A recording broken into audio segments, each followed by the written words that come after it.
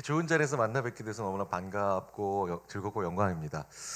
오늘 혹시 저를 보시러 오신 게 아니라 우리 다니엘 보러 오신 거라 해도 괜찮습니다.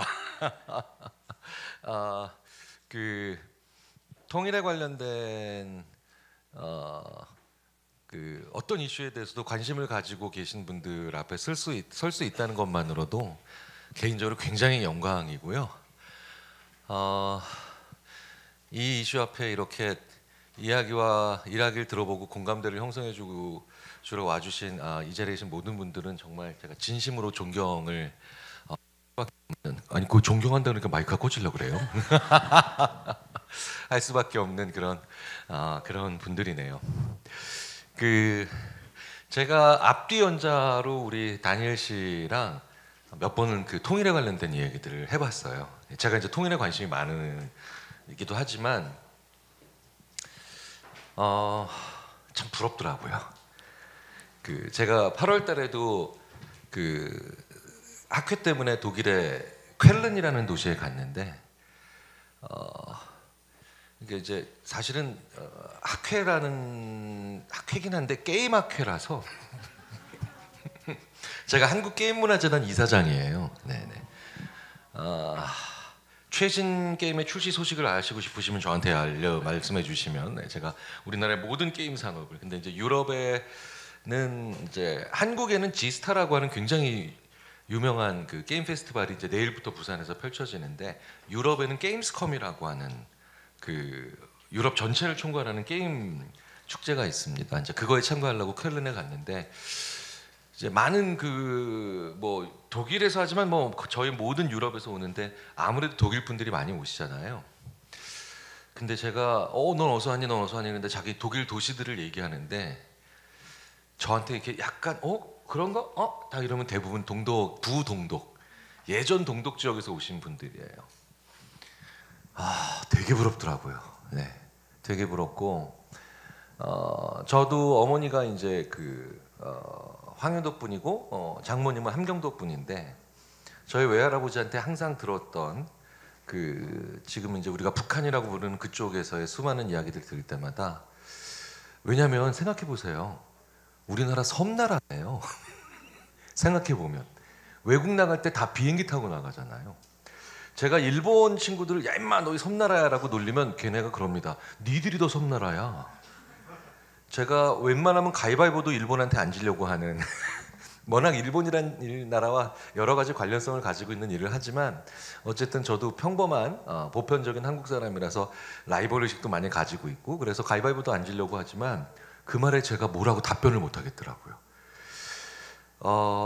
그런데 이 통일에 관련된 많은 이야기들을 우리가 현실적으로 통일 딱 그러면 야 그거 되겠니? 라는 생각에서부터 야 그게 우리랑 이제 너무 달라 라고 얘기하는 현실론자 조금 더 현실적인 감각을 집어넣는다고 얘기하면서 비용 막 이런 여러 가지 것들을 얘기하고 있는데 제가 오늘 그걸 다 낱낱이 깨버리겠습니다. 네가 뭔데? 아니 뭐 그래도 한번 해봐야죠. 네. 이거 넘길 수 있는 거 저한테 주시면 네네네. 네. 감사합니다. 네. 일단 저는 여전히 통일에 관련된 꿈과 소망을 절대로 포기하지 않는 건 저의 집념 때문이 아니라 제가 요즘 정말 많은 다른 분야 연구자들한테 인지심리학은 인간에 대한 데이터를 항상 축적하기 때문에 수많은 다른 연구자들로부터 질문받고 있는 수명 때문에 제가 포기를 못합니다. 통일을. 왜 그러냐면 정말 많은 인간 리포트들이 지금 한국 사람이 몇 살까지 사는가를 얘기할 때 수명 연구자들이 저한테 그래요. 김 교수 너 몇 살이야? 나 54세. 너 재수 없으면 130까지 살아. 근데 실제로 관련 연구들을 보면 꿈 같은 얘기가 아니고 이게 우리 앞에 펼쳐진 현실이고요. 뭐 140, 150 가설도 막 나오고 있죠. 저 그래서 앞으로도 이 나라에 오래 살아야 돼요. 제가 얼추 지금 계산해 보니까 제가 한 75년 정도 더 살 것 같아요. 진짜로 전생에 죄 많이 지었으면. 물론 제 아내는 뭐 굉장히 고통스러워하고 있습니다. 너를 내가 75년을 더 봐야 된다고? 더 기분 나쁜 건 전 미안해하고 있다는 거죠. 그래서 저 역시 내가 살아있는 동안 통일이 이루어진다는 가정을 반드시 하고 살아가고 있고요. 그 과정에서 그런데 우리는 왜 통일이라고 하는 것에 대해서 많은 사람들이 이제는 통일하기 너무 늦었어라고 하는 얘기를 하는가? 그것부터 먼저 심리학적으로 제가 말씀을 드려보면요, 그게 바로 너무 다르다라고 하는 생각을 혹은 너무 다르다라고 하는 걸 느끼는 것 같아요. 근데요, 이미 심리학에선 그게 바로 진짜 똑같다는 얘기를 하고 있는 겁니다. 자, 심리학사에서 아주 유명한 연구죠. 자, 데스크탑 PC, PC와 노트북, PC와 고양이, 어느 게 더 서로 비슷한가요? 어느 게 서로 더 다르고? 자, 어느 게 더 서로 다릅니까? 어느 쌍이? PC와 고양이죠. 그렇죠? 자, 그런데요, 당연히 제 수업을 듣고 있는 학생들한테 어느 쌍이 더 서로가 다 달라라고 하면 학생들이 뭐야 이거 바보 테스트야? PC와 고양이요. 다 이러죠. 그러면 제가 이제 속으로 회심의 미소를 짓고 다시 학생들한테, 이쪽에 있는 학생들한테도 2분을 주고 이쪽에 있는 학생들한테도 2분을 주면서, 그렇다면 너희들은, 이쪽에 있는 학생들은 PC와 노트북의 차이점을 2분 동안 최대한 많이 써봐. 그리고 이쪽에 있는 학생들한테는 PC와 고양이 사이의 차이점을 최대한 많이 써봐.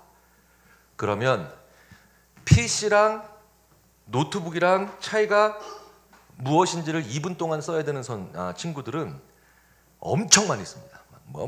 키보드 사이즈가 다르고 배터리가 있고 없고 스크린 사이즈도 다르고 하여튼 2분 안에 평균 17개를 써요.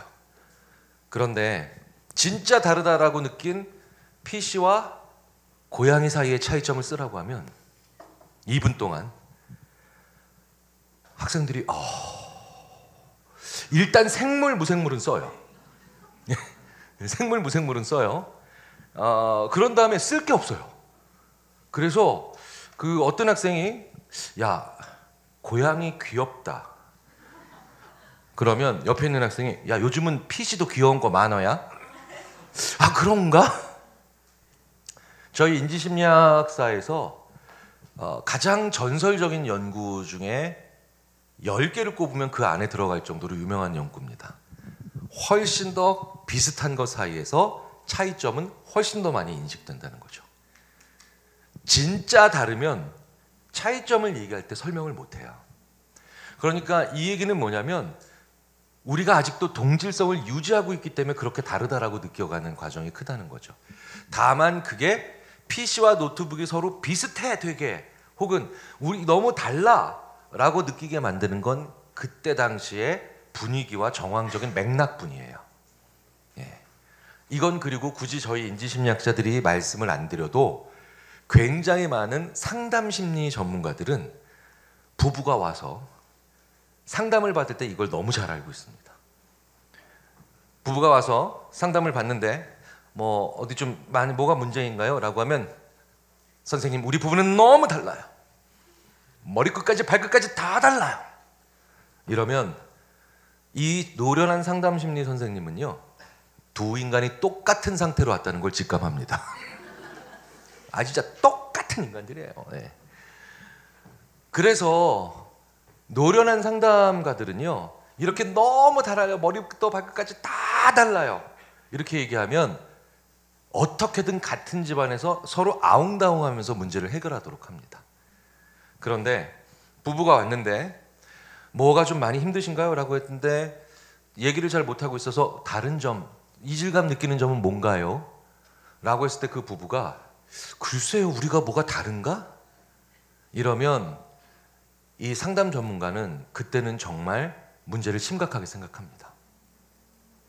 우리가 가장 동질적으로 느낄 수 있는 요소가 많기 때문에 같은 언어를 쓰고 같은 음식을 먹고 굉장히 동질적인 측면들이 많기 때문에 사소한 거 하나도 굉장히 다르게 느끼는 거예요.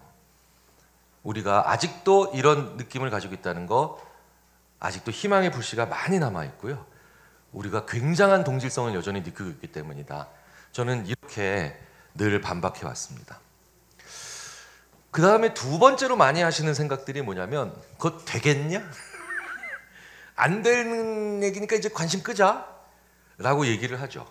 근데 되게 재밌는 건요, 오늘 우리 소개 영상에서도 볼 수 있듯이 통일에 대해서 관심을 가지고 있는 사람들은 항상 뭔가 기업가 정신이 있는 사람들이 되고요, 뭔가 조금 더 앞서가거나 진취적인 생각을 가지고 있는 분들이 오히려 더, 그런 분들이 통일에 대해서 더 진지하고 긍정적으로 생각한다는 거 좀 느끼셨죠?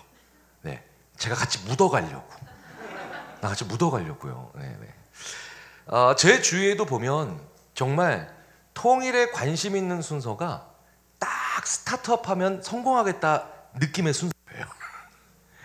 여기 계신 분들 중에 한국을 대표하는 제2의 카카오, 제2의 배민, 제2의 당근마켓 만드시는 분들 많이 나오시기 바랍니다.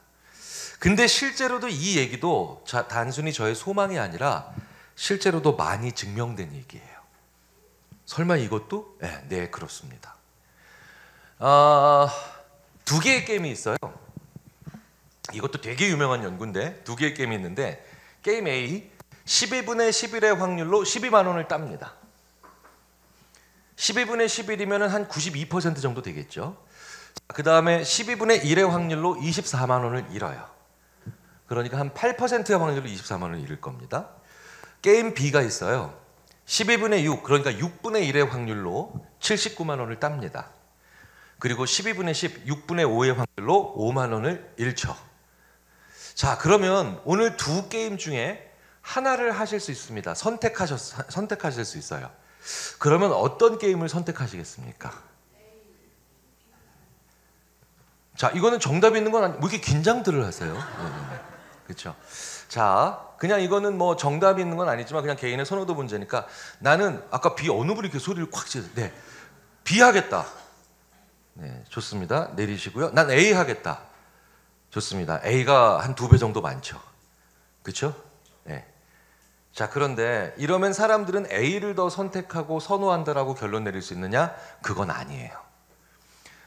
우리가 선호도를 표시하는 방법에는 나 둘 중에 뭐 가질래? 나 이거.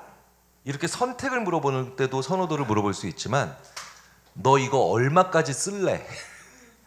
이건 이제 우리가 이제 영어로 willingness to pay라고 합니다. 그러니까 지불할 용의가 있는 최대 금액. 자, 그렇게 한번 질문을 바꿔볼게요. 게임 A를 하든 B를 하든 게임 A를 하기 위한 자격을 얻기 위해서, 즉 입장권을, 어떤 게임을 하든 두 게임 중에 어느 걸 하든 그 게임을 하려면 입장권을 사야 돼요. 그래야 요 게임을 할 수가 있습니다.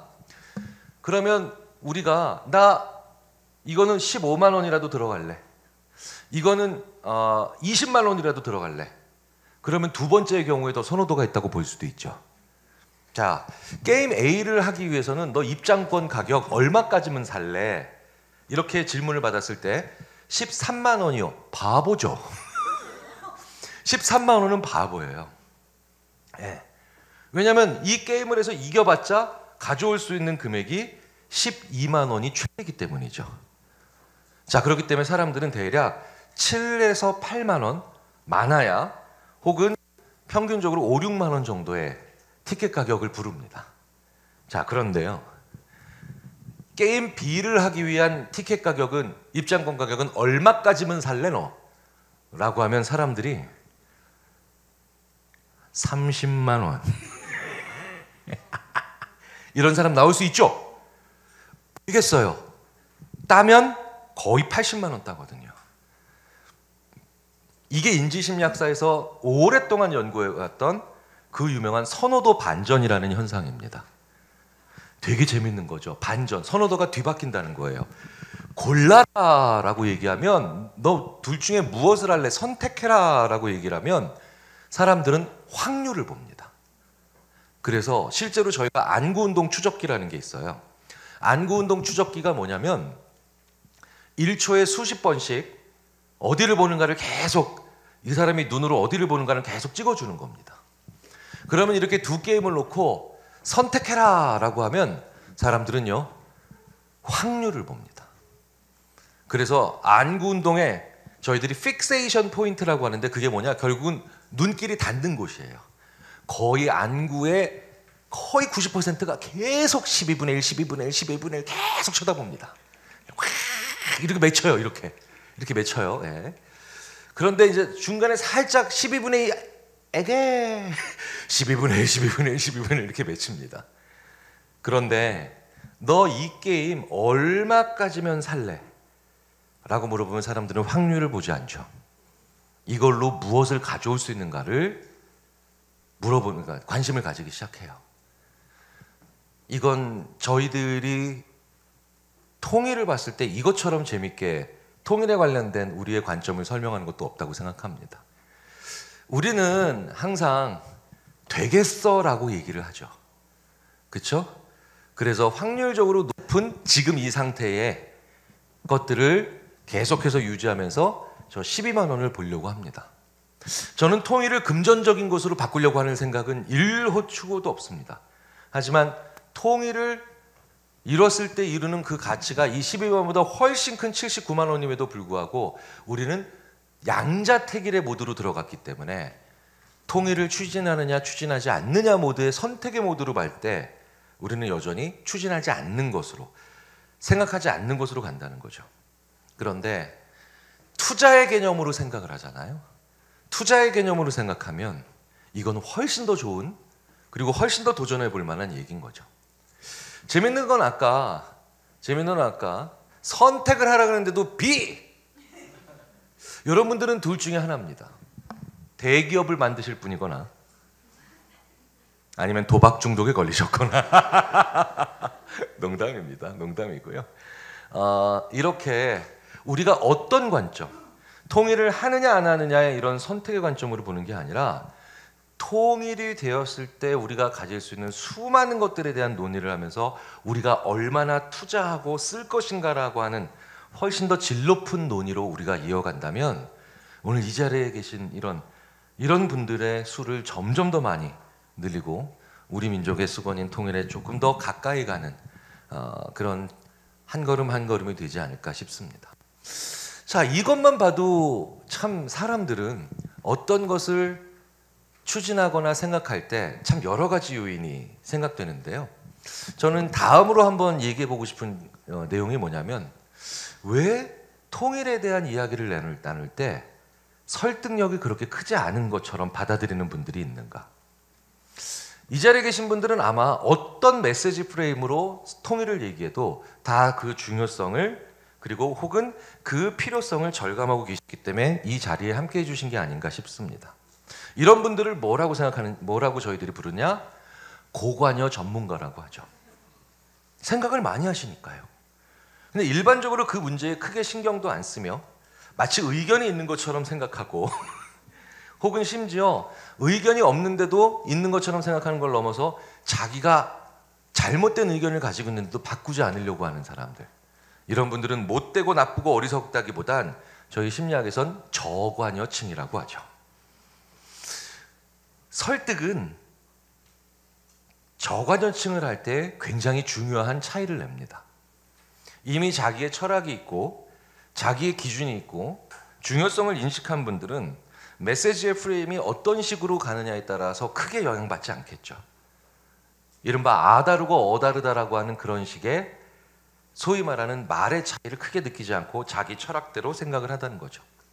하지만 부인할 수 없는 사실은 우리 민족의 소원이 통일임에도 불구하고 여기에 그다지 큰 관심을 가지고 계시지 않은 저관여층이 분명히 존재한다는 거예요. 그럼 이분들은 어떻게 해야 더 많은 공감대를 형성하고 더 많은 관심들을 가지게 할 수 있을까요? 이것도 한번 우리가 생각해 볼 필요가 있죠. 이건 통일 문제뿐만 아니라 최근 우리 전 세계적으로 우리 지구에 관련 있는 기후변화, 그렇죠? 그리고 세대 갈등, 이런 반드시 풀어내야 되는 과제지만 그럼에도 불구하고 저관여층의 숫자가 많은 바람에 중요한 시기를 놓치거나 아니면 동력을 얻지 못하는 많은 경우에 저희들이 굉장히 중요하게 생각하는 메시지 프레임 효과를 말씀드리려고 합니다. 갑자기 책 선전이 나와서 죄송합니다. 이해의 편의를 위해서 두 명의 아빠를 예로 들어보겠습니다. 영희 아빠와 철수 아빠가 있는데요. 영희 아빠는 이렇게 얘기해요. 영희야, 너 이번 기말고사에서 평균 90점 넘기면 네가 좋아하는 제주도에 아빠가 보내줄게, 이렇게 얘기합니다. 그런데 철수 아빠는 이렇게 얘기하세요. 철수야, 너 이번 기말고사에서 평균 90점 못 넘기면 해병대 캠프를 보내주마, 이렇게 얘기합니다. 해병대 관계자 여러분, 죄송합니다. 네네네. 해병대는 정말 국가에 필요한 그런 소중한 분들이지만 어쨌든 해병대 캠프를 즐겁게 갈 고등학생은 없기 때문에. 자, 첫 번째 영희 아빠의 메시지 프레임을 상대방의 접근 동기에 호소하는 소통 방식이라고 저희들이 보통 얘기합니다. 상대방의 접근 동기, 그러니까 접근 동기는 좋아하는 걸 가지고 싶은, 그렇죠? 그 다음에 내가 소망하는 곳에 가보고 싶은 모든 종류의 욕구를 접근 동기라고 하죠. 평균 90점을 넘기면 네가 좋아하는 제주도에 갈 수 있어. 이 얘기는 뭐냐면 상대방의 접근 동기에 호소하는 대화라는 거죠. 그러면 직관적으로 회피 동기도 이해가 되시죠? 회피 동기는 상대방이 싫어하거나 두려워하는 걸 막아내고 싶은 마음을, 그 마음에 호소하는 소통을 또 회피 동기에 호소하는 소통이라고 할 수 있죠. 그러니까 철수 아빠는 전형적으로 철수의 회피 동기에 호소하는 대화를 하고 있다. 자, 이렇게 말씀드릴 수 있습니다. 참으로 재밌는 건요, 어떤 주제나 어떤 내용에 있어서 고관여, 그리고 깊은 생각, 그리고 오래 생각해왔던 전문가 집단들은 저 사람이 나한테 중요한 얘기를 진심으로 하고 있다, 이렇게 상대방의 메시지에서 진정성과 중요도만 딱 느끼면 어느 아빠의 메시지 프레임, 즉 어느 아빠의 언어로 얘기해도 크게 신경 쓰지 않습니다. 받아들일 거 받아들이고 아닌 건 아니라고 밀어내죠. 그런데 그 주제나 그 분야에 대해서 그렇게까지 평소에 깊게 생각하지 않았던 이른바 저관여층, 이런 분들은요, 영희 아빠의 말을 해주셔야 될 때가 따로 있어요. 철수 아빠의 언어를 해주셔야 될 때가 다 따로 있어요. 이걸 거꾸로 하시면, 즉 고관여층이 아닌 저관여층에 그 이슈에 대해서 크게 관심이 없는, 혹은 어느 정도 어중간한 관심만 가지고 있는 사람들한테 영희 아빠의 말을 하셔야 되는 순간에 철수 아빠처럼 얘기하시거나, 철수 아빠처럼 얘기하셔야 될 때 영희 아빠처럼 얘기하시면 어떤 일이 일어나는가를 저희들이 봤더니, 말하는 내가 진심으로 얘기할수록 상대방이 내 말을 더 의심합니다. 말하는 내가 중요하다고 강조할수록 상대방은 내 말을 귀뜸으로도 안 들어요. 그러니까 말하는 내가 진심으로 중요하다라고 얘기하면서 진정성과 중요도를 높일수록 그 대목에서 제일 진정성과 중요도를 떨어뜨려 드려요. 이건 제가 지금까지 통일에 관련된 담론에서 무수히 느껴왔던 정말 안타까운 순간들입니다. 인간에게는 더 많이 깊이 생각하고 관심 있는 사람들일수록 내가 그냥 진심으로 중요한 얘기를 하면 상대방이 이 내 말을 받아주겠다라고 생각할 것 같지만, 나보다는 그 문제를 좀 덜 적극적으로 생각해왔던 사람들일수록 내가 영희 아빠의 말을 해야 될 때를, 혹은 철수 아빠의 말을 해야 될 때를 지키는 걸 원하는 거예요. 자, 그럼 남는 질문은 뭡니까? 언제 영희 아빠처럼 얘기하라는 거야? 언제 철수 아빠처럼 얘기하라는 거야? 이런 게 남는 거죠. 이걸 저희들이 오랫동안 연구해 봤더니 몇 가지 중요한 법칙이 있습니다. 첫 번째가 시간의 법칙이에요. 가장 중요한 접근 동기와 회피 동기의 법칙이죠. 저 오른쪽은 영희 아빠의 언어가 설득의 힘과 공감대의 힘이 더 강한 쪽이죠. 바로 접근 동기의 메시지가 더 힘을 발휘하는 영역입니다. 그럼 반대로 이쪽은 뭡니까? 회피 동기, 즉 철수 아빠의 언어가 더 힘을 쓰고 공감대를 형성하며 사람들에게 마음의 문을 잘 여는 그런 영역이죠.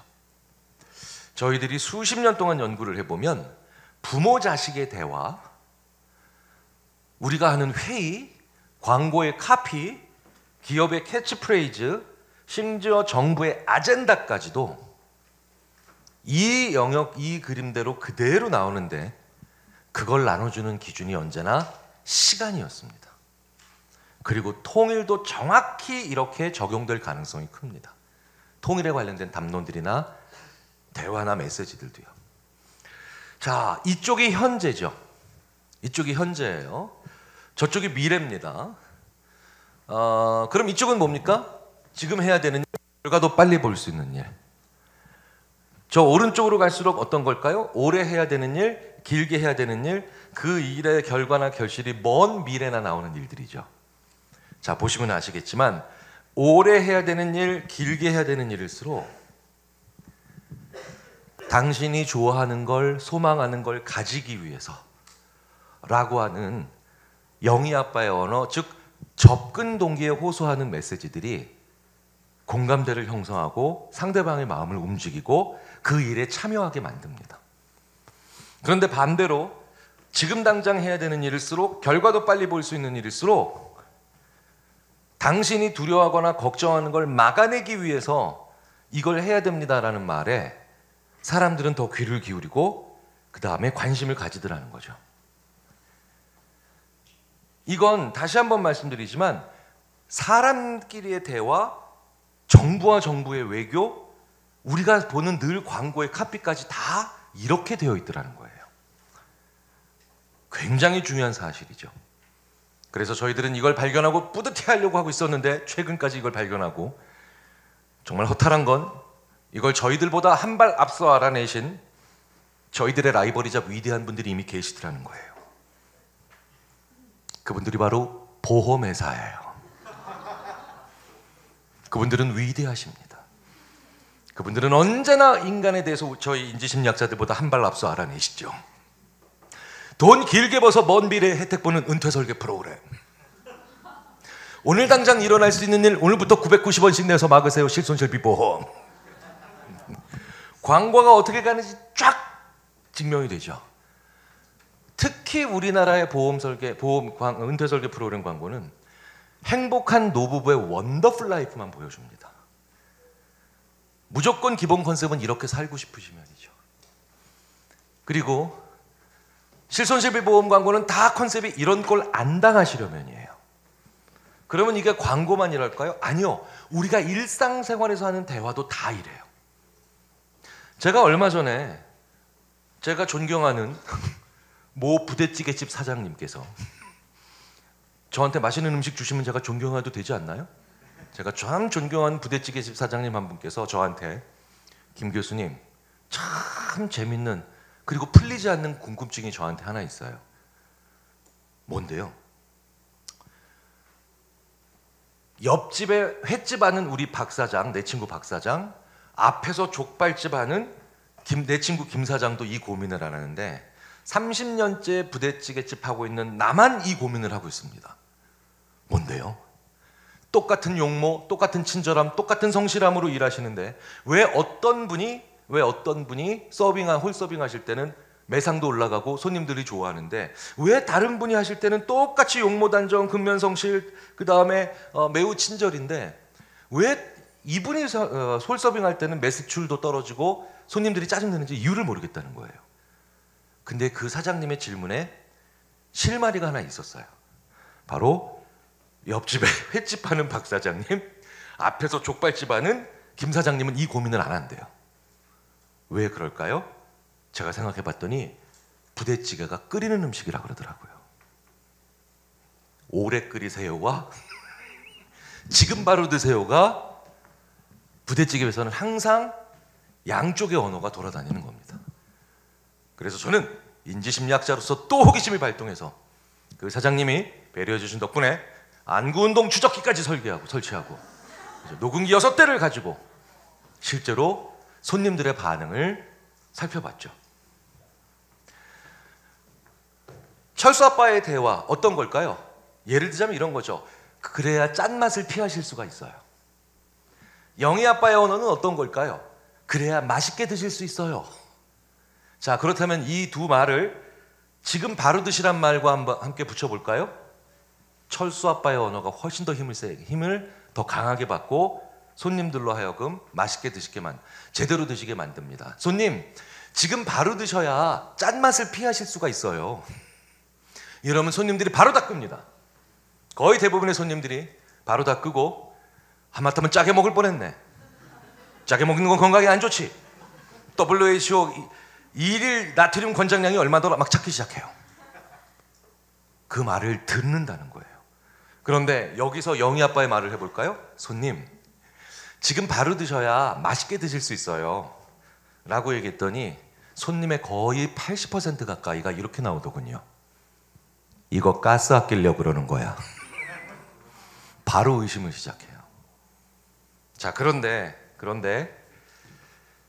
이 말이 오래 해야 되는 일, 결과를 상대적으로 나중에 볼 수 있는 말과 붙을 땐 이 말의 힘이 역전이 됩니다. 손님, 오래 끓이셔야 맛있게 드실 수 있어요 라고 하니까 거의 대부분의 손님들이 바로 숟가락 놓습니다. 야, 오래 끓여야 맛있게 먹을 수 있대. 알려줘서 고마워요. 심지어 감사해야죠.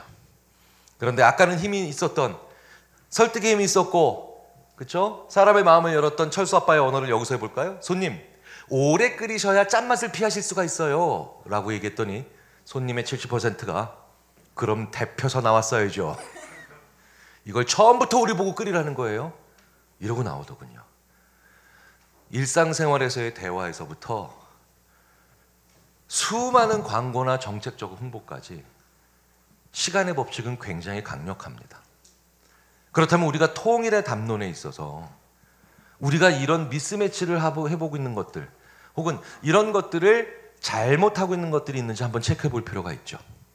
통일을 오랫동안 추구하고 그 먼 나중에 결실을 볼 수 있는 것들은 우리의 소망을 이루기 위해서고요. 그리고 통일에 관련해서 지금 당장 해결해야 되는 필수 불가결한 것들은 그런 것들이 제대로 안 이루어질 때 어떤 안 좋은 결과를 피할 수 없는가를 명확히 직시하는 메시지가 공존해야 됩니다. 우리 한국인이 통일을 대하는 태도가 조금 더 심리학적으로 전략적일 필요가 있다는 거죠. 자, 그런데 재밌는 건요, 이 접근 동기와 회피 동기는 우리의 관점의 크기와도 굉장히 쉽게 그리고 강력하게 작용합니다. 상호작용합니다. 자, 이거 크게 보면 알파벳으로 뭘까요? 크게 보면 H죠. 작게 보면요, S가 여러 개 줄지어 서 있는 겁니다. 이것도 심리학사에서 굉장히 오래된 그리고 유명한 실험인데요. 순간적으로 0.1초 정도를 보여줍니다. 그러면 사람들은 어렴풋이밖에 못 보겠죠. 그런데 그 전에 접근 동기를 건드리고 이렇게 순간적으로 보여줘요. 어떻게 하느냐? 뭐 그렇게 대단한 방법도 아니고요. 대학생들한테 너 다음에 순간적으로 뭐가 보일 거야. 뭔지를 알아맞히면 내가 너한테 그때마다 캔디 하나 줄게. 사탕 하나씩. 설마 아니 대학생들이 사탕 하나 받자고 그렇게 열심히 하겠습니까? 그냥 저는 접근 동기를 건드려 본 거죠. 그런데 이렇게 접근 동기를 살짝 유치하게나마 건드리고 난 다음에 학생들에게 0.1초 정도 살짝 이걸 보여주고 뭐 봤어? 라고 물어보면 H 봤다 그럽니다. 그런데 회피 동기, 그렇죠? 회피 동기를 살짝 건드립니다. 미리 사탕 10개를 줍니다. 실험에 참가한 학생들마다. 그리고 너 틀릴 때마다 사탕 한 개씩 뺏는다. 이것도 설마 아니 대학생들이 사탕 안 뺏기려고 열심히 하겠습니까? 그냥 회피 동기를 건드려 본 거죠. 그것도 살짝. 그런데 이렇게 살짝 회피 동기를 건드리고 난 다음에 똑같은 저 형태를 0.1초 살짝 보여주고 뭐 봤니? 라고 물어보면 거의 절대 다수가 S가 여러 개 줄지어 서 있다라고 얘기를 해요. 크게 보는 것과 쪼개 보는 것, 통합적인 것과 그 다음에 분석적인 것, 그리고 거시와 미시, 숲과 나무가 우리가 어떤 관점으로 그 문제를 보느냐에 따라서 대부분 결정이 난다는 거예요. 통일은 아무래도 큰 H에 가까울 겁니다.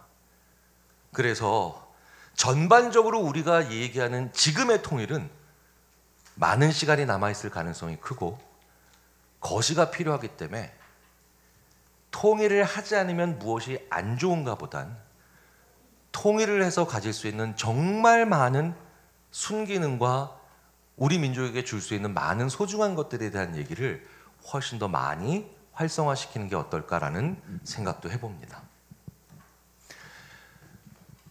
하지만 우리가 그런 얘기들을 해본다는 것이 무슨 소용이 있어? 안 일어날 수도 있는데 아니요. 우리는 끊임없이 통일을 상상해야 됩니다.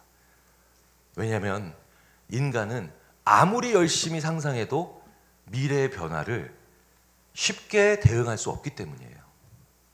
그런데 그 상상조차 하지 않는다면 우리는 미래 변화에 일도 대응할 수 없을 겁니다. 인간은 원래 미래를 과소평가하죠. 자, 위에 있는 노란색 선은요, 지난 10년 동안 세상이 얼마나 변했냐예요. 지난 10년, 자, 올해가 2024년이니까 10년 전이 2014년이죠. 2014년에 비해서 2014년부터 올해인 2024년까지 얼만큼 변했냐를 물어보는 겁니다. 그런데 밑에 있는 연보라색 선은 앞으로 10년은 얼마나 변할까예요. 그러면 이 X축이 연령이죠. 일단 모든 연령대에서 나타나는 현상은 뭔가요? 모든 연령대에서 지난 10년 엄청 변했지. 이제는 어디도 안 가고 다 해. 그렇죠? 스마트폰으로 다 해. 이제 음식도 다 그냥 스마트폰으로 해. 좀 전에 출발했어요. 언제나 이렇게 얘기하는 중국 음식점 사장님과도 더 이상 대화 안 해도 돼. 이제 나를 태우러 오는 기사님이 잘생겼는지 못생겼는지도 알 수 있어. 그렇죠? 네. 그리고 우리 동네에 내가 관심 가지고 있는 물건 가지고 있는 사람도 이젠 파악이 돼. 심지어 우리는 내가 라면 먹는 모습을 찍어도 동유럽에서 열심히 좋아요를 누르는 수많은 사람들을 가지게 됐죠. 지난 10년 엄청나게 변했죠. 앞으로 10년은 그런데 상상이 안 되니 그 3분의 1로 줄여서 생각한다는 거예요. 더 중요한 건 이게 나이 들면서 더 기울기가 내려간다는 거죠.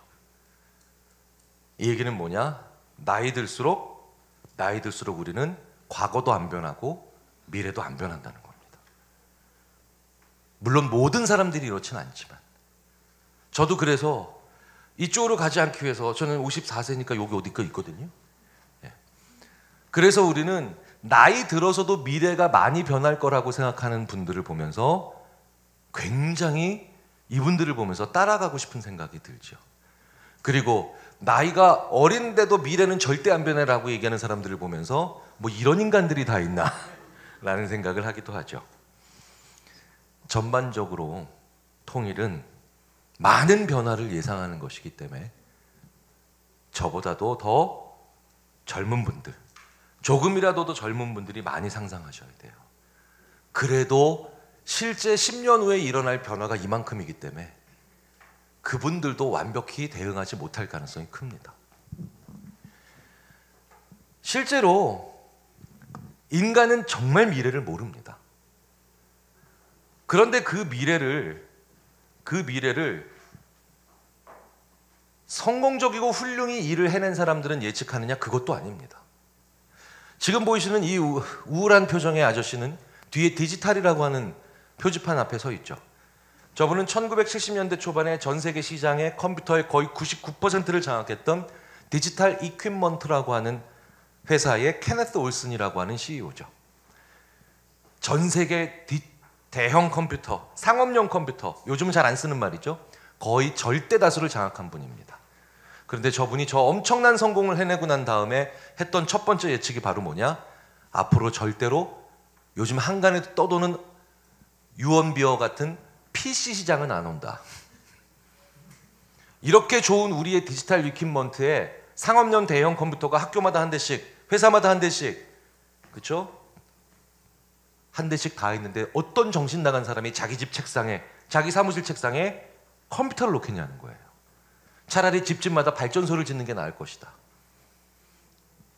이 지구상에서 역사상 가장 컴퓨터로 첫 번째로 성공한 기업인 디지털 이퀴먼트는 그 엄청난 성공 직후에 가장 미래를 축소해서 보는 케네스 올슨이라는 CEO에 의해서 PC 시장을 조금도 대비하지 않았죠. 그리고 그 PC 시장을 IBM과 마이크로소프트가 나눠먹는, 그래서 디지털 이퀴먼트는 공중분해되는 70년대의 추억으로 남고 이젠 어떤 분도 거의 기억을 하지 못하는 그런 기업이 되죠. PC 시대가 왔습니다. 너무 젊어서 조금 당황하셨나요? 바로 1984년에 빌 게이츠죠. 그리고 빌 게이츠는 MS-DOS라고 하는 첫 번째 OS로 이제 디지털 이퀴먼트가 예상하지 못했던 PC 시장의 첫 번째 주인공이 되죠. 감사합니다. MS-DOS를 알아듣는 분들이 이렇게 많을 줄은 몰랐습니다. 요즘 대학에서는 얘기할 수 없는 용어죠. 그런데 첫 번째 전 세계 PC의 OS를 장악한 이 빌 게이츠조차도 예외가 아니었어요. 빌 게이츠는 80년대 중반에 이렇게 예측하죠. 앞으로 20년 동안 컴퓨터 램 메모리 사이즈는 640KB 넘길 일이 없다. 640KB, 0.63메가입니다. 그리고 80년대 중반에 20년 후는 2000년, 2005년, 6년, 7년이죠.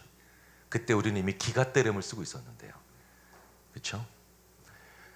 1차 세계대전을 승리로 이끈 프랑스의 장 마리 포슈는 1차 세계대전의 영웅임에도 불구하고 2차 세계대전 때 절대로 개발해서는 안 되는 물건을 비행기와 탱크라고 예측하는 바람에 자기의 조국 프랑스를 암흑 속에 빠뜨려놨죠. 자, 이게 뭘까요? 직전에 큰 성공이나 성과를 거둔 사람들이 가장 미래를 안 변한다고 예측한다는 거죠. 우리가 지금 통일은 이루어질 수 없어, 통일은 오지 않을 거야 라고 생각하는 이유 중에 하나가 우리의 지난 20년이 꽤나 성공적이었기 때문입니다. 자, 그렇다면 그럼에도 불구하고 통일을 통해 더 큰 변화를 만들어낼 수 있기 위해서는 어떻게 해야 될까요? 우리가 꿈을 꿔야 된다는 거예요. 그 꿈의 힘을 지금부터 말씀드리면 저는 오늘 제 소임을 다할 수 있을 겁니다. 그리고 이 꿈은 생성형 AI에서부터 수많은 전 세계 빅테크 기업들이 한국을 둘러싸는 이 위기의 순간에 통일 이외에 우리의 독립적 생존력과도 많이 연관이 돼 있죠. 인지심리학 역사상 저는 개인적으로 최고의 명장면이라고 이걸 꼽고 있습니다. 같은 도구를 가지고 전혀 다른 일을 해내는 사람들의 특징을 보여주는 실험이니까요. 평범한 초등학교에 갑니다. 3학년 1반부터 3반까지 있고요. 이 총 3개의 반에 저는 똑같은 이런 물체들을 가지고 실제로는 한 500개 가지고 들어갑니다. 이건 대표적인 물체들일 뿐이고요. 똑같은 물체들을 가지고 가서 똑같은 시간을 주고 똑같은 일을 시켜요. 그런데 제가 3학년 1반부터 3반까지 총 3개의 반에 이 물체들을 주고 똑같은 시간과 일을 시키는데도 말을 어떻게 하느냐에 따라 아이들은 생각을 다르게 하고요.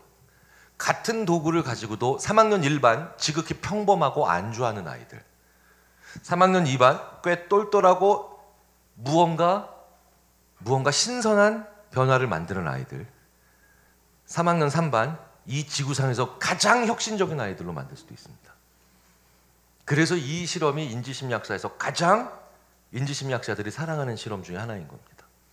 자, 이런 물체들을 가지고 3학년 1반에 들어갑니다. 1반에 들어가서 저는 아이들한테 이런 물체를 확 뿌려놓고요. 한 500개를 뿌려놓고, 얘들아, 너희들 여기서 각자 마음에 드는 거 5개씩 골라서 새롭고 신기한 거 만들어. 이러면 아이들은 쭉 둘러보다가 이런 특이한 것들 있죠. 절대로 안 고릅니다. 왠지 뒷감당 안 될 것 같아요. 그래서 아이들은 전부 다 위에 있는 기본 도형으로 5개를 고르죠. 이렇게 다 똑같이 골라서 남자아이들의 70%는 자동차나 기차 만들고요. 여자아이들의 80%는 이걸로 집 만듭니다. 우리나라의 부동산 열기가 왜 이렇게 뜨거운지를 알 수 있고 도로에 자동차가 왜 이렇게 많이 굴러다니는지를 알 수 있죠. 하여튼 여자아이들은 만들면 집, 남자아이들은 만들면 자동차예요. 개성, 차의 독창성, 혁신 아무것도 없죠. 그런데 이렇게 가슴 아픈 1반을 뒤로 하고 2반에 갑니다. 2반에서는요, 1반과 달리 간격만 살짝 벌려줘요. 두 번째인 2반에 들어가서 저는 이런 물체들을 아이들 앞에 확 뿌려놓고요, 얘들아 마음에 드는 거 5개 골라, 여기까지만 얘기합니다. 그럼 아이들이요 쭉 보고 있다가 아저씨 이게 끝이에요? 아 뭔가 좀 일반에선 길게 하다가 오시는 것 같던데. 그럼 제가 좀 연기를 해야 되죠. 아우 여러분들이 기다리느라 지루해서 그랬던 거죠. 일반에서도 똑같이 했어요. 그리고 아저씨 이제 배고파서 집에 가려고 안녕 하고 제가 나가버려요. 예, 그럼 아이들은 이제 그냥 자기가 좋아하는 5개를 고르죠. 그러면 일단 이미 눈치채셨듯이 일반 아이들과는 다르게 고릅니다. 일단 위에 있는 평범한 걸 안 고르죠. 그리고 자기가 좋아하는 것들부터 계속해서 고르고, 더 중요한 건 남들이 고른 걸 안 골라요. 그래서 다 제각각으로 자기 취향대로 고르죠. 그리고 아이들이 이렇게 다 고르고 나면 당연히 제가 갔을 리가 없죠. 저는 문 뒤에서 숨어서 보고 있다가 아이들이 다 고른 걸 확인하고 나면 그제서야 문을 확 열고 다시 들어가서 방금 전에 네가 고른 5개로 새롭고 신기한 거 만들어. 아이들의 표정이 싸늘하게 식습니다. 대부분의 아이들이 팔짱 딱 끼고 저한테 그럼 나가기 전에 그 얘기를 하고 나갔어야죠. 아저씨 뭐 하는 거예요 지금? 아이들은 굉장히 짜증을 냅니다. 하지만 변화가 만들어지죠. 왜일까요? 일단 다 다른 걸 골랐잖아요. 그리고 지가 좋아하는 걸 골랐잖아요. 그러니까 벌써 일반에 비해서 아이들이 무언가 좀 기발한 것들을 만들기 시작합니다. 2반 담임선생님은 영문도 모른 채 제 옆에 와서 이렇게 속삭이시죠. 교수님, 역시 담임교사의 역량이 굉장히 중요한 것 같습니다. 일반 담임선생님은 옆에서 막 괴로워하고 있습니다. 막 짜증내고 있어요. 와! 자, 그런데 저는 여기서 만족하지 않고 3반에 갑니다. 3반에서 저는 이번에 2반에서는 그러니까 간격을 벌렸지만 3반에서는 아예 순서를 바꾸죠. 이걸 아직 안 보여줍니다. 이걸 아직 안 보여주고요. 커튼 뒤에 가려놔요. 커튼 뒤에 가려놓고 저는 이거부터 먼저 물어봅니다. 순서를 바꿔서. 네가 새롭고 신기한 걸 만든다면 뭘 만들래? 이걸 아직 안 본 아이들은요, 이젠 어마어마한 대답을 하기 시작합니다. 일단 지구 평화 지키는 로봇은 무조건 나옵니다. 남북 통일시키는 프로그램도 많이 나와요. 네. 영원히 기름 넣지 않아도 되는 자동차나 영원히 충전하지 않아도 되는 스마트폰 정도 얘기하면 옆에서 애들이 쿡쿡 찔리면서 놀립니다. 애가 그릇이 작어. 저는 경기도 여주였나 거기가 3반에서 여자애 하나가 이걸 만들겠다고 해서 진짜 와, 지금도 기억에 나는 애가 있죠. 그 3학년 평범한 초등학교 3학년 3반 여자아이가 저한테 뭘 만들겠다고 했냐면 여야 상생과 협의를 도출하는 프로그램을 만들겠대요. 와, 놀랍지 않습니까? 와, 이런 애를 국회로 보내야 돼 진짜. 이걸 다 들어줍니다. 다 들어줍니다. 심지어 저는요 앞순서 아이들이 이렇게 엄청난 어마무시한 걸 얘기할 때마다 뒷순서 아이들을 부추기려고 계속해서 오버해서 리액션을 해줍니다. 뭐 너무 멋있다 막 이러면서. 그러면 뒤에서 순서 기다리고 있는 아이들의 표정이 점점 더 비장해집니다. 좀 더 센 걸 얘기할 거야. 자, 이걸 다 듣고 난 다음에 제가 뭐 할지 아시겠죠? 예, 커튼을 올립니다. 일부러 천천히 올려요. 한 절반만 올려도요, 아이들은 자기네들 앞에 닥칠 미래를 예감합니다. 나머지를 다 젖히고 난 다음에 제가 이렇게 얘기하죠. 방금 전에 네가 말한 거 여기서 5개 골라서 만들어. 아이들은 이런 표정을 짓기 시작하죠. 아, 이게 바로 어른들이 당해왔다는 보이스피싱이었구나. 진짜 눈물을 글썽거리는 애들부터 베라벨레가 다 나옵니다. 제가 창원이었나요? 경남 창원에서 이거 했을 때 3반에서 남자 하나가 저한테 이렇게 얘기하더라니까요. 이거 아동학대입니다. 그런데 아이들의 눈은 레이저가 이미 나오고 있습니다. 왜겠어요? 이걸로 지금 지구를 지켜야 돼요. 이걸로 남북 통일을 시켜야 돼. 그렇죠? 이걸로 영원히 충전하지 않아도 되는, 기름 넣지 않아도 되는 자동차와 스마트폰을 만들어야 돼요. 아이들은 도구 하나를 고를 때마다 눈에서 광채가 나기 시작합니다. 그리고 모든 도구를 돌려보며 만져보고 굴려보고 부딪혀서 소리 들어보고 심지어 냄새 맡아보고 핥아보고 모든 걸 봅니다. 자기네들이 가지고 있는 모든 수단을. 그리고 아이들은 5개를 골라 만들죠. 이 아이들은 대부분 평범한 초등학교의 3학년 3반입니다. 그런데 이 아이들이 만든 걸 제가 누가 만든 것과 비교하냐면, 같은 학년인 초등학교 3학년 우리나라 국가대표로 뽑혀서 세계 학생 창의력 올림피아드 나간 아이들, 거기서도 금메달 딴 아이들, 엄청난 아이들이죠. 걔네들한테도 똑같은 물체를 줍니다. 같은 나이니까. 대신 일반에서처럼 얘기해요. 그렇게 만들게 한 것과 이 평범한 초등학교의 3학년 3반 아이들이 만든 걸 비교해보면, 이 3반 아이들이 국제 창의력 올림피아드 금메달 딴 애들보다 더 뛰어나요. 모든 점수에서. 여담이지만 오늘의 주제와는 좀 상관이 없지만, 그래서 저희 인지심리학자들은 창의적 인재란 말을 안 씁니다.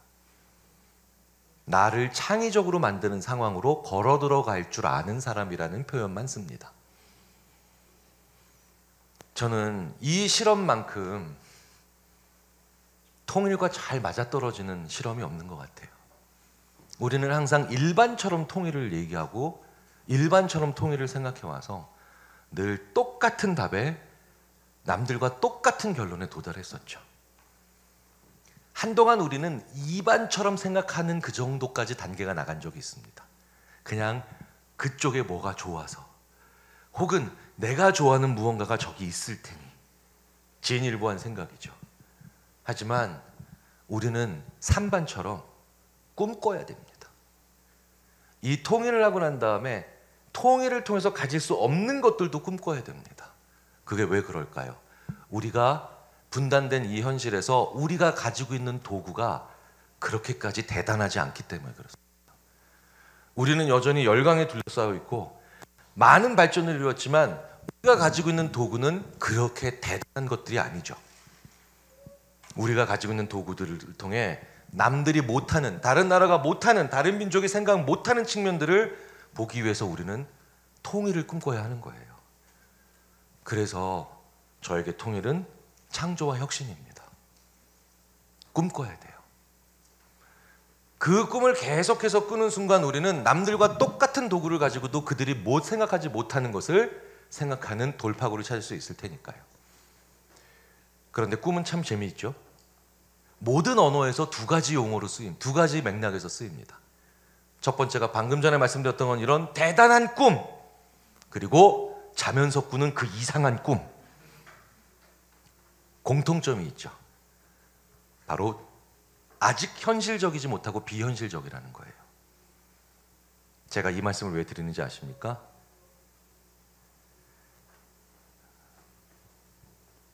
스트레스보다 더 무섭게 인간의 수명을 갉아먹는 것이 부족한 잠이고 만성적인 불면증입니다. 그리고 이 자리에도 통일이 소중하고 통일을 귀중하고 의미 있다고 생각해서 귀한 발걸음 해주셨지만, 어쨌든 대한민국의 평균적인 비율로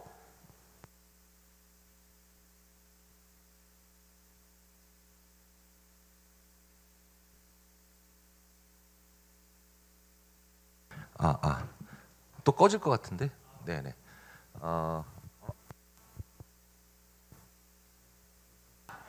네.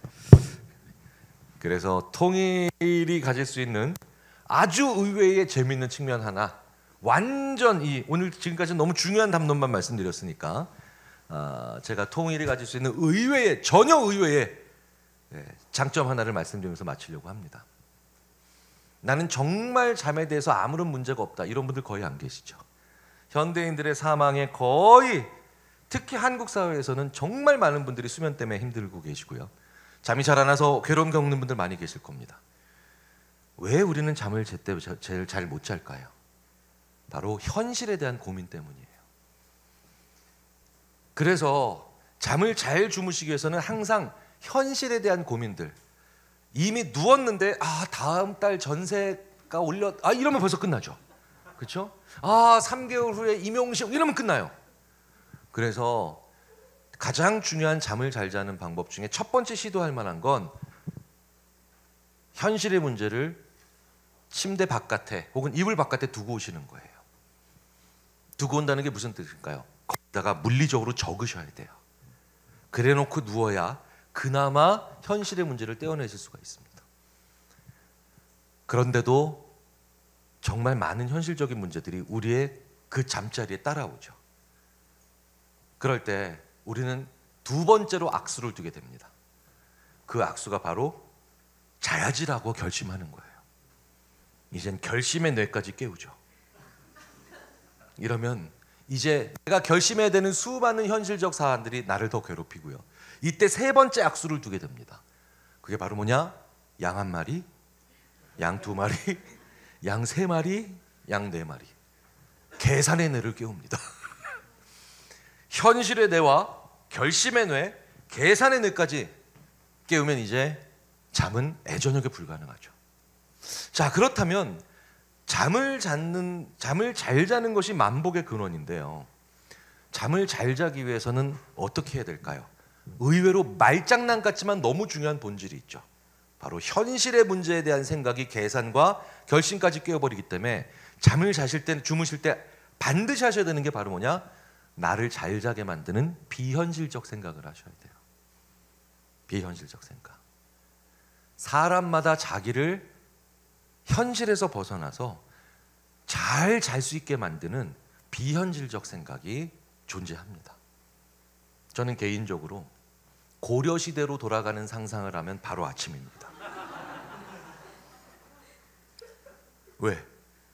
고려시대에 대해서 그렇게 많은 상상을 못 하거든요. 문제는 고려시대의 그 상상을 해도 지금과 큰 상관이 없어서 생각이 현실의 고민으로 이어지지 않아요. 그런데 제가 이 방법을 저의 절친 설민석 선생님한테 권해줬죠. 설민석 선생님 저랑 동갑이잖아요. 친구예요. 전 늘 이 반응이 싫어요. 우리 설민석 선생님이 어려 보이는 거예요. 중년의 몸매는 이런 진실함이 있어야 됩니다. 근데 설민석 선생님이 이 방법을 해봤더니 그냥 아침까지 일절 잘 수가 없죠. 왜? 설민석 선생님한테 고려시대로 되돌아가는 상상은 현실보다 더 현실이에요. 그죠? 그래서 우주로 가는 상상을 하면 설민석 선생님은 아침을 맞이한다고 합니다. 자, 그래서 나를 잘 잠들게 만드는 비현실적인 상상, 현실에서 아직 이루어지지 못하고 있는 그런 상상들을 하셔야 돼요. 한편으로는 너무 고맙고 한편으로는 다소 서글프게도 저는 통일을 상상합니다. 그러면 잠이 잘 와요. 실제로 한번 해보세요. 통일에 대한 상상은 아직까지는 우리에게 현실적이지 못하기 때문에 그래서 우리로 하여금 잠을 잘 자게 만들 수 있을 정도로 아직은 동떨어져 있습니다. 그래서 저는 고려시대로 돌아가고 백악기 중생대로 돌아가는 것과 이렇게 과거로 돌아가는 것과 더불어 미래로 가보는 통일 이후의 제 삶을 상상하고요. 그러면 저는 편안하게 잠을 자는 그런 아침을 맞이하죠. 그러면 하나 더 소원이 있죠. 언젠가부터는 이 통일에 대한 상상이 현실의 고민이 돼서 저를 이렇게 편안하게 잠드는 게 아니라 해야 될 일도 많이 떠오르고 그리고 맞춰야 되는 것들도 많이 떠오르게 만드는 현실의 고민거리가 되기를 간절하게 가까운 시일 내에 그렇게 될 수 있도록 소망해 봅니다. 아직까지는 우리는 여전히 꿈꿔야 되기 때문에 주무실 때마다, 잠드실 때마다, 그리고 잠이 잘 안 오실 때마다 통일된 조국에서, 통일된 한국에서 살아가는 내 모습 한번 상상해 보시면 준비도 하시고 그 날을 좀 더 가까이 당기는데 우리 모두가 돈 한 푼 안 드는 일조를 하는 게 아닐까 싶어서 엉뚱해 보이지만 마지막으로 통일에 관련된 이야기를 드렸습니다. 긴 시간 동안 같이 호흡해 주셔서 감사합니다. 전 여기까지 말씀드리겠습니다. 감사합니다. 감사합니다. 감사합니다.